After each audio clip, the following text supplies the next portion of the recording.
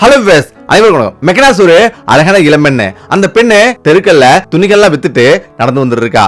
அவருடைய அப்பா ஊனமற்றவர். அவருடைய அம்மா அவருடைய அப்பாவுக்கு பணிவிட செஞ்சுட்டு இருக்காங்க. அவருடைய வறுமையால தெருத்துருவா போய் துணி வித்துட்டு வந்துட்டு இருக்கா. இப்போ ஒரு நாள் வீடு திரும்பும் போது திடீர்னு ஒரு விலையுந்த ஆடம்பரமான ஒரு காரு அவர் பக்கத்துல வருது.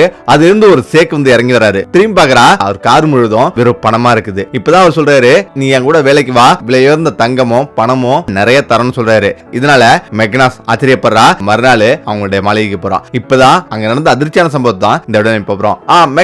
மெக்கனாஸ் அந்த கிராமத்துல ரொம்ப அழகான ஒரு பெண்ணு. அதே சமயம் நல்ல உயரம், பெரிய கண்கள், அழகான முடி அப்படின்னு பாக்குறதுக்கே அப்படி ஒரு அழகு அந்த பெண்ணு. மெக்கனாஸ் அப்பா ஒரு ஊனமுற்றவர். அவருக்கு கால் உடைஞ்சிருக்கு. 10 வருஷத்துக்கு முன்னாடி ஒரு பெரிய ஒரு விபத்து ஏற்பட்டது. அந்த விபத்துல அவர் கால் முற்றிலும் உடைஞ்சிச்சு. அரசு மருத்துவமனையில இதுக்கு மேல இது சரி பண்ண முடியாது, நீங்க வேணா தனியார்ல பாத்துங்கன்னு சொல்றாங்க.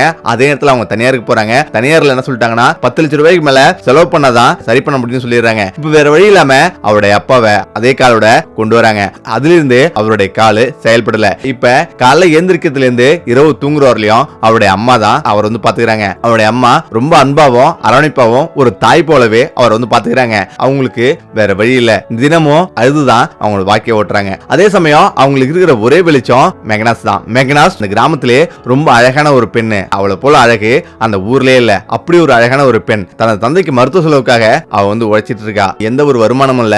மெக்கனாஸ் உழைச்சிட்டு வந்தாதான் வீட்டுல சாப்பாடு. அப்படி ஒரு வறுமை சுமை அவ தோல்ல சுமக்கிறா. அதே சமயம் அந்த ஊர்ல அவ ரொம்ப அழகா இருக்குன்றதால அவ தெருவில் நடந்து போகும்போதெல்லாம் நிறைய இளைஞர்களுடைய பார்வை அவ மேல விழும். அழகா படைச்சது கடவுள் அவளை ஆசீர்வதிக்கல, தாபக்கேடு அப்படின்னு அவன் நினைக்கிறான். ஏன்னா தெருவுல எங்க போனாலும் அவ பின்னாடியே நிறைய இளைஞர்கள் வந்து பாப்பாங்க, நிறைய இளைஞர்கள் வந்து வருவாங்க. இதுக்கு பயந்துகிட்டே கீழே குனிஞ்சிட்டே அவங்களை விட்டு வேக வேகமா போயிடுவா. இதனாலேயே அவளுடைய வாழ்க்கை பயமும் சுமையும் நிறைஞ்சதா அவ வாழ்க்கை இருக்கு. இப்படிதான் ஒரு நாள் அவளோட துணியெல்லாம் வந்து வித்துட்டு வீட்டுக்கு வரா.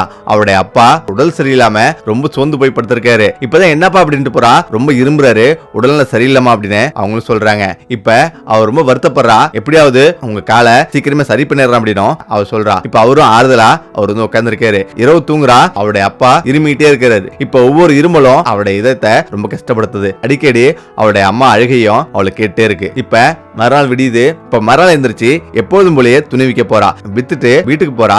இப்பதான் ஒரு கார் ஒண்ணு வருது. இப்ப அந்த கார்ல யாரோ ஒருத்தர் உட்கார்ந்து இருக்காங்க, கவனிச்சுட்டு போறாங்க.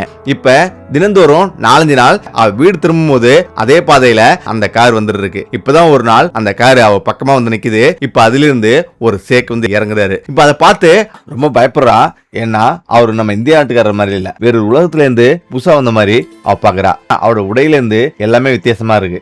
இப்ப திரும்பி பாக்குறா, அந்த கார் நிறைய வெறும் பணமாவே இருக்கு. இப்பதான் அவர் சொல்றாரு, என்னுடைய வீட்டுல வேலை இருக்கு, வேலைக்கு வந்தா விலை உயர்ந்த தங்கம் உடையெல்லாம் கிடைக்கும், நீ வேலைக்கு வரியா அப்படின்னு அவர் கேக்குறாரு. கையில பணமும் கொடுத்து அட்ரஸும் கொடுக்குறாரு. இப்ப அதை பார்த்து அதிர்ச்சியா வரா. ஏன்னா திடீர்னு வந்து இந்த விஷயம் சொன்னதால அவளால ஏத்துக்க முடியல. என்ன வேலைன்னு கேக்குறா. ஆனா வேலை சொல்ல அவர் மறுத்துறாரு. இந்த இடத்துல தான் இந்த பணம் வேணான்னு சொல்றா. அப்பதான் அவர் சொல்றாரு, நீ இந்த பணத்தை எடுத்துக்கிட்டா உடைய வாழ்க்கை தலைகீழா மாறும், நீ நினைச்சு பார்க்க முடியாத அளவுக்கு உடைய வாழ்க்கை வந்து உயரும், நினைச்சு பாரு அப்படின்னு அவர் சொல்றாரு. இப்பதான் அவளும் பாக்குறா. அந்த கார் நிறைய இருக்கிற பணத்தை பார்த்துட்டு, இந்த கார்ல இருக்கிற பணத்துல கொஞ்சம் இருந்தா போதும் அப்பாவுடைய காலுக்கு சிகிச்சை அளிக்க முடியும். கண்கள்ல அவருடைய அப்பாவுடைய முகமும் அம்மாவுடைய முகம் தான் வந்துட்டு போகுது.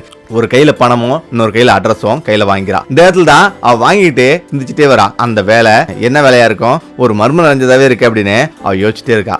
ஒரு பக்கம் வறுமையும் அவங்க அப்பா அம்மா துன்பப்படுறதும் அவ கண்களுக்கு வந்துட்டு போகுது. இப்பதான் வீட்டுல போயிட்டு அவருடைய அம்மா வந்து உட்காந்துருக்காங்க. அவருடைய அம்மாவோட போயிட்டு இந்த பணத்தை வந்து காட்டுறா. இந்த பணத்தை பார்த்த பிறகு அவங்க அதிர்ச்சி ஆகுறாங்க. என்னம்மா இவ்வளவு பணம், ஏதாவது தவறான வழியில சம்பாரிச்சு அப்படின்னு அவங்க கேக்குறாங்க. இப்பதான் மெக்கனாஸ் சொல்றா, இல்லம்மா ஒரு சேக்கு வந்தாரு, அவருடைய மனைவியை பாத்துக்கிறதுக்கு ஆள் வேணும்னு சொல்றாங்க, அதனாலதான் என்ன வேலைக்கு கூப்பிட்டாங்க, நான் நாளில இருந்து அங்க வேலைக்கு போறோமா அப்படின்னு அவ சொல்றா. இதை கேட்டு அவங்க ரொம்ப மகிழ்ச்சி ஆகுறாங்க. அவருடைய அப்பா ரொம்ப சந்தோஷமா வர்றாரு. இவங்களுடைய வாழ்க்கையில ஒரு ஒளிவிளக்கு ஏத்துட்டமா அப்படின்னு அவர் சொல்றாரு. ஆனா அவருடைய மனசுல இது இடி போல இருக்கு. ஏன்னா என்ன வேலைன்னு தெரியாம மர்மமா இருக்கு. ஆனா என் மேல இவ்வளவு நம்பிக்கை வச்சிருக்காங்க அப்படின்னு அவள் நினைக்கிறா. இப்ப மறுநாள் விடியுது. மறுநாள் விடிஞ்ச பிறகு அவங்க கொடுத்த அந்த அட்ரஸுக்கு பஸ்ல போறா. அவங்க கொடுத்த அந்த அட்ரஸ்ல இறங்குறா. இப்ப இறங்கி பார்த்தா அது மிகப்பெரிய ஒரு மாளிகை. அதாவது அது வீடுன்னு சொன்னா யாருமே ஏத்துக்க மாட்டாங்க, அது ஒரு அரண்மனை. அப்படிப்பட்ட அரண்மனையில் தான் இவளுக்கு வந்து வேலைன்னு சொல்லிருக்காங்க. இப்ப அந்த அரண்மனை நுழையறா. அங்க வெளியில செக்யூரிட்டி எல்லாம் இருக்காங்க. யாருமா நீ இங்க விட முடியாதுன்னு சொல்றாங்க. இந்த இடத்துல தான் அவங்க கொடுத்த அந்த விசிட்டிங் கடை அங்க காட்டுறான். இப்ப காட்டின பிறகு அவங்களும் அனுமதிக்கிறாங்க. நேரா அந்த அரண்மனைக்குள்ள நுழைறா. அங்க போய் பார்த்தா சொர்க்கம் மாதிரியே இருக்கு. அவ்வளவு அழகா பூச்செடிகளும் தோட்டங்களும் பிரம்மாண்டமான அரண்மனையும் பார்க்கும் போதே பயங்கரமா இருக்கு. அந்த அரண்மனையில் உள்ள நுழைறா. உயரமான கட்டிடம், பளிங்கற்கள், ஏகப்பட்ட விலையுயர்ந்த சிலைகள் அப்படின்னு பிரகாசமா இருக்கு. இப்ப அங்கதான் ஒரு பெண்மணி பார்க்கும் போதே ரொம்ப கடுமையா இருக்காங்க. அவங்க அங்க வேலைக்கு வந்து ரொம்ப வருஷம் ஆகுது. அங்க உள்ள வேலையாட்கள்லாம் அவங்க தான் வேலையை விடுறது.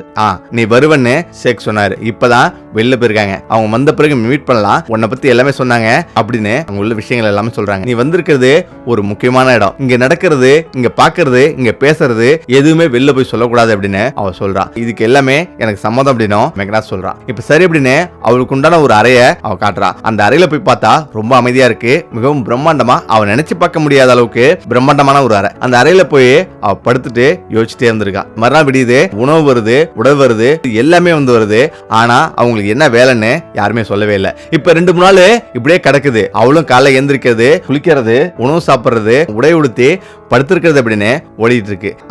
அந்த அரண்மனையில 3 சேக்குகள் வந்திருக்காங்க. 3 பேருமே சகோதரர்கள் தான். ஷேக் காலித் இவரு அமைதியானவர். அவரு தான் மெக்னாஸ் பார்த்தவர். 2வது ஷாரிக் வித்தியாசமான ஒரு மனிதன், மென்மையானவரும் கூட. கடைசியா உள்ள இளைஞ ரொம்ப கடுமையா வந்திருப்பான். வேலைக்காரர்கள் எல்லாம் எப்பொழுதும் திட்டிகிட்டே வந்திருப்பான். அங்க போய் வேலை செய்யுங்க, இங்க போய் வேலை செய்யுங்க அப்படின்னு பேசிட்டே வந்திருப்பான். இந்த சத்தம் அங்க ஒழிச்சிட்டே இருக்கும். இப்ப இப்படி இருந்து போயிட்டு இருக்கு. இப்ப ஒரு நாள் இரவு காலித் இன்னொரு சகோதரோட பேசிட்டு இருக்காரு.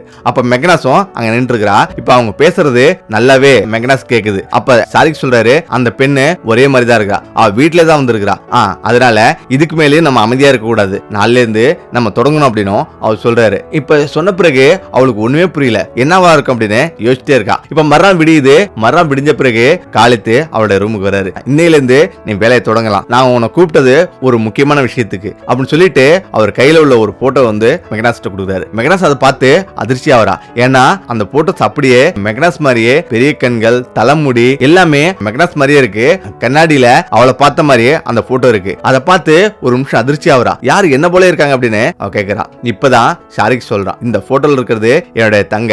2 வருஷத்துக்கு முன்னாடி ஒரு ஆக்சிடென்ட்ல வந்து இறந்துட்டா. ஆனா ஆக்சிடென்ட்ல இறந்தது எனது அப்பாவுக்கு தெரியாது. அவரிடம் நம்ம தங்க வந்து ஹாஸ்பிட்டல் இருக்கான்னு சொல்லிட்டு வந்துருக்கோம். எனது அப்பாவுக்கு இப்ப முடியாம இருக்கு, மரணப்படுக்கையில் இருக்காரு. நாங்க இங்க வந்து 15 வருஷத்துக்கு மேல ஆகுது.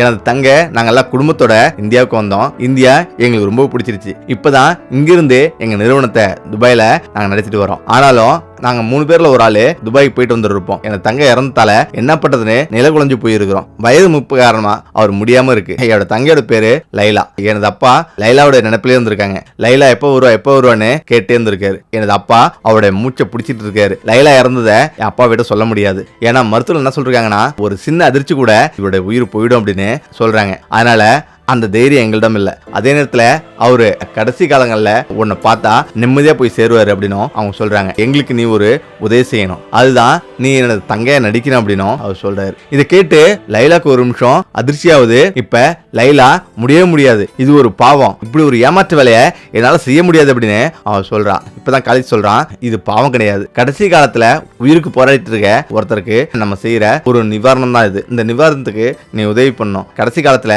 நிம்மதியா போவார் அப்படின்னும் நல்லா யோசிச்சு பாரு. உனது அப்பாவோட மருத்துவ செலவுக்கும் உனது வாழ்க்கையில பல மடங்கு நீ முன்னேறதுக்கும் இந்த பணம் உதவும். நீ நினைச்சதை விட 10 மடங்கு அதிகமாவே உனக்கு நாங்க பணம் தருவோம் அப்படின்னும் அவங்க சொல்றாங்க. அப்பதான் மெக்னாஸ் சொல்றா, எனக்கு யோசிக்கிறதுக்கு கொஞ்சம் டைம் வேணும் அப்படின்னு சொல்லிட்டு அவன் எழுந்திருக்கிறா. அவளுடைய ரூம்ல போயிட்டு பல விதமா யோசிக்கிறா. அவளுடைய ரூம்ல இது ஒரு ஏமாற்று வேலை, இந்த ஏமாற்று வேலையை நம்ம செய்யணுமா, இப்படி ஒரு பாவத்தை செய்யணுமா அப்படின்னு அவன் யோசிக்கிறா. அதே நேரத்துல அவளுடைய அப்பா அம்மா அவளோட கண்கள்ல வந்துட்டு போறாங்க. இந்த ஒரு பொய் சொன்னா தனது அப்பாவை காப்பாற்றப்படும், தனது அம்மாவும் நிம்மதியா இருப்பாங்க, தனது குடும்பமும் முன்னேறும் அப்படின்னு பல விதமா யோசிக்கிறா. சரி, கடைசி காலங்கள்ல அவருடைய மகளை பார்த்தா அதை விட வேற நிம்மதி அவருக்கு இருக்க முடியாது, அவருக்கு நிம்மதியை தரும் அப்படின்னு நினைச்சிட்டு படுகிறா. இப்ப மறுநாள் விடியுது. அந்த திட்டத்துக்கு அவ சம்மதிக்கிறா. இப்ப சரி அப்படின்னு காலித்து வராங்க. எல்லோரும் வந்து உட்காந்துட்டு மகிழ்ச்சியா வராங்க. இப்பதான் தனது தங்க லைலா பிறந்ததுல இருந்து வளர்ந்த வரலையும் பேச்சு நட உட அவன் எப்படி எப்படிலாம் அந்த செயல்படும் அப்படின்ற எல்லா விஷயத்தையுமே மெக்னாஸ் தான் சொல்றாங்க. இப்ப மெக்னாஸும் எல்லாத்தையும் உள்வாங்கிறா. இப்ப இது போல நீ நடந்துக்கணும், நாளைக்கு அப்பாவை பார்க்க போலாம் அப்படின்னும் அவன் சொல்றான். அதுக்கு பிறகு அவன் நேரம் அவளுடைய ரூமுக்கு வரான். கடுமையா இருந்த அந்த பெண்மணி அங்க வராங்க. இப்ப அந்த பெண்மணியோட பேரு டிசோ. இப்ப டிசோ வந்து லைலா இப்படிதான் உடை உடுத்துவா அப்படின்னு சொல்லிட்டு அவளுடைய உடைய எடுத்து மெக்னாஸிடம் தரா. லைலாவோட உடை அப்படியே அவளுக்கு பொருத்தமா இருக்கு. அவளும் ஆச்சரியப்படுறா. அவளை மாதிரியே உடை உடுத்தி அவளை மாதிரியே எப்படி பேசுறது முத கொண்டு எல்லாமே பழகி கொடுக்குறாங்க. அதே மொழியை பேசுறா. இப்ப காலேஜ் பார்த்துட்டு அச்சி அசலா எனக்கு தங்க மாதிரியே இருக்கிற அப்பாவை பார்க்க போலாம் அப்படின்னு அவங்க சொல்றாங்க. இப்பதான் அவருடைய அப்பா ரூமுக்கு போறாங்க. அவருடைய அப்பா படுத்த படுக்கையா அப்படியே படுத்திருக்காரு. இப்பதான் அப்பா அப்படின்னு சொல்லி மெக்னாஸ் கூப்பிடுறா. இப்ப கண் வச்சு பாக்குறாரு. கண் வச்சு பார்த்தோன்னே அவளுக்கு ஆச்சரியம். அவருடைய கண்கள்ல மெக்னாஸ் தெரியுறா. இப்ப அதை பார்த்து லைலா நீ வந்துட்டியம்மா அப்படின்னு எழுந்திருக்கிறாரு. இந்த இடத்துல அவர் ரொம்ப சந்தோஷமா வர்றாரு. அப்பா அப்படின்னு மெக்னாஸும் ஓடி கையை பிடிச்சிக்கிறா. எங்களை உன்னை பார்க்காம இறந்துருவோமோ அப்படின்னு பயந்துட்டே இருந்தம்மா அப்படின்னு அவர் பேசுறாரு. இப்ப லைலா அப்பா ஏன்பா அப்படி சொல்றீங்க, உனக்காகவே நான் வாழ்ந்துருக்கப்பா அப்படின்னு அவளும் சொல்றா. உண்மையிலேயே அவ அப்ப நடிக்கல, அவ நடிப்பு மறந்து உண்மையாவே பேச ஆரம்பிக்கிறான். இப்ப இதை பார்த்து அங்க எல்லோருக்குமே ஒரு நிமிஷம் ஆச்சரியப்படுறாங்க. 2 நாள் இப்படியே ஓடுது. அந்த சேக்கரோட அப்பா அவருடைய உடல்ல முன்னேறி ஏஞ்சி உட்காராரு. இப்ப நடக்க ஆரம்பிக்கிறாரு. இப்ப கொஞ்சம் கொஞ்சமா லைலாவிடம் அவரோட மனதில் உள்ள எல்லா விஷயங்களையும் பேச ஆரம்பிக்கிறாரு. லைலா நீ குழந்தைகளை வந்து இப்படி இருந்த, இப்படி வளர்ந்த, இதெல்லாம் செஞ்ச அப்படின்னு பல விஷயங்களை வந்து பகிர்ந்துக்கிறாரு. லைலாவும் ஆச்சரியத்தோட எல்லாத்தையுமே கேட்டு இருக்கிறாரு. இப்பதான் அவருடைய அப்பாவை மருத்துவர்கள் சோதனை செய்யறாங்க. என்ன ஆச்சரியம், அவருக்கு சுத்தமா சரியாயிடுச்சு அப்படின்னு மருத்துவர்களே ஆச்சரியப்படுறாங்க. அவங்க சொல்றாங்க உண்மையிலேயே இது ஒரு அதிசயம் தான், சுத்தமா இப்ப குணமாயிட்டாரு, அவர் உடம்பு தேறி வந்துட்டாரு, மருத்துவர்களே பெரிய அதிசயம் தான் அப்படின்னு சொல்லிட்டு ஆச்சரியப்படுறாங்க. இந்த இடத்துல தான் லைலா ஒரு நாள் வெளில வந்து நினைக்கிறான். அவருடைய 2வது மகன் ஷாரிக் அங்க வரான். மெக்னாஸை பார்த்து இப்பதான் ஷாரிக் சொல்றான், உன்னுடைய நடிப்பு சிறப்பா இருக்கு, உன்னுடைய மனதுல நீ லைலா நினைக்காத, நீ மெக்னாஸ் மட்டும்தான் என் மனசுல இருக்கு அப்படின்னும் அவன் சொல்றான். இந்த மாளிகை, இந்த இடம் எல்லாமே ரொம்ப பிடிச்சிருக்குல்ல அப்படின்னும் அவன் கேட்கறான். நீ விரும்புனா நீ இங்கே தங்கிக்கலாம் அப்படின்னும் அவ சொல்றான். இப்பதான் மெக்னாஸ் கோவப்படுறா.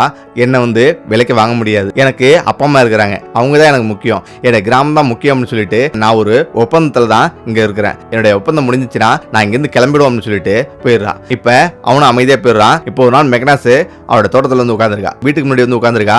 இப்பதான் ஷேக்கரோட அப்பா அங்க வராரு. இப்பதான் சொல்றாரு, அம்மா எனக்கு உண்டான காலம் முடிஞ்சிருச்சு, நான் இனிமே இந்த உலகத்துல அதிக நாள் இருக்க மாட்டேன், நான் இப்ப நிம்மதியா இருக்கிறேன், நான் போறதுக்கு தயாராயிட்டேன், இதுக்கு மேல என் மனசுல எந்த ஒரு பயமும் இல்ல, நான் நிம்மதியா போவோம் அப்படின்னும் அவர் சொல்றாரு. இப்ப மெக்னாஸ் சொல்றா, அப்படிலாம் சொல்லாதீங்கப்பா, நீங்க நீண்ட காலம் இந்த உலகத்துல வாழ்வீங்க அப்படின்னும் அவர் சொல்றா. அப்ப அவர் சொல்றாரு, எனக்கு தெரியுமா, நான் எங்கால உன்னை பார்க்காம இறந்துடணும் அப்படின்னு தான் தினந்தோறும் பயந்துருந்தேன், ஆனா இப்ப நான் நிம்மதி ஆயிட்டேன். பேசிட்டு அவர் பேராரு. அந்த இரவு அவர் நிம்மதியா தூங்கிட்டு இருக்காரு. அவர் தூக்கத்திலேயே அவருடைய உயிர் போயிடுது. இப்ப மறுநாள் விடியுது. அந்த அரண்மனையே ரொம்ப துக்கமடைஞ்சிருக்கு. அந்த 3 சேக்குகளும் உட்கார்ந்துருக்காங்க. அவருடைய அப்பாவை நினைச்சு ரொம்ப வருத்தப்பட்டு போயிருக்காங்க. மெக்னாஸும் அவரோட தோல்ல இருந்த சுமை இப்ப இறங்கின மாதிரி அவன் நினைக்கிறா. இப்பதான் காலித்தாங்க வராரு. ஒரு பெட்டி நிறைய பணம் இருக்கு, நீ சொன்னது போல சரியா உன்னுடைய வேலை செஞ்சிட்ட, ரொம்ப நன்றி, இந்த பணம் முழுவதும் உனக்கு தான், 7 தலைமுறைக்கும் நீ இதை வச்சு சாப்பிடலாம் அப்படின்னு அவர் கொடுக்குறாரு. அந்த பணத்தை பார்த்து அதிர்ச்சி ஆவரா.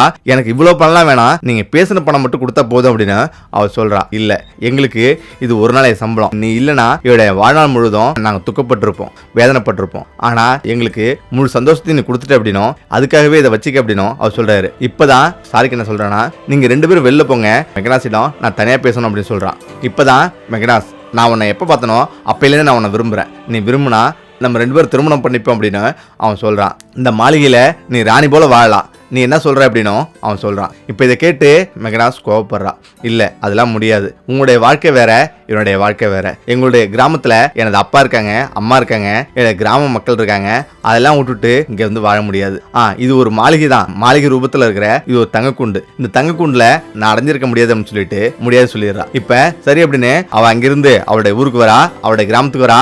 உடனடியா அவருடைய அப்பாவுக்கு சிகிச்சை அளிக்கிறா. இப்ப அவரும் சிகிச்சை முடிஞ்சு சந்தோஷமா நடக்க ஆரம்பிக்கிறாரு. அவருடைய சந்தோஷம் மகிழ்ச்சி எட்டுது. இப்பதான் மிச்சம் இருக்கிற பணத்துல ஒரு வீடு கட்டுறா. அதுக்கு பிறகு ஒரு பெரிய ஒரு கடையை திறக்கிறா. அந்த டிஸ்ட்ரிக்ட்லயே இல்லாத அளவுக்கு மிகப்பெரிய ஒரு கடை அவ திறக்கிறா. அதுவும் 20-30 பேத்துக்கு மேல வேலைக்கும் போடுறா. இப்ப அந்த ஊர்லயே மெக்னாஸ் ஒரு தொழிலதிபரா மாறுறா. சிறந்த பெண்மணியா இருக்கிறா. நிறைய பேருக்கு வேலையும் தரா. அவளுடைய நேர்மையும் ஒழுக்கத்தையும் பார்த்து நிறைய பேர் ஆச்சரியப்படுறாங்க. ஊர்ல மக்கள் எல்லோருமே மதிக்கிற மாதிரி அவன் மாறிட்டா. அவளுடைய வாழ்க்கையில சந்தோஷமா இருக்கிறா. இப்ப ஒரு நாள் அவளுடைய வீட்டு மாடியில உட்காந்துட்டு இப்படி யோசிக்கிறா.